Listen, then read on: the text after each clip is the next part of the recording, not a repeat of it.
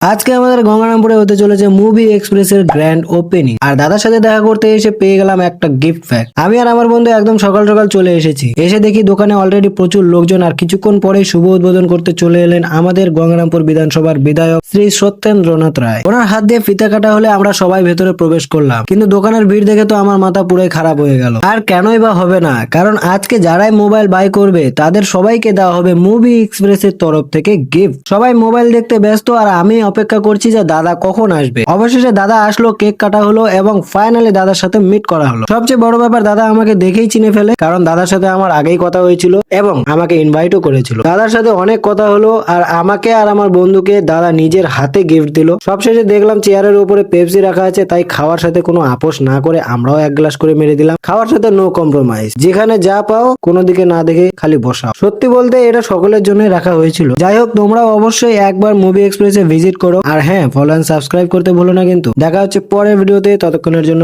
Bye bye.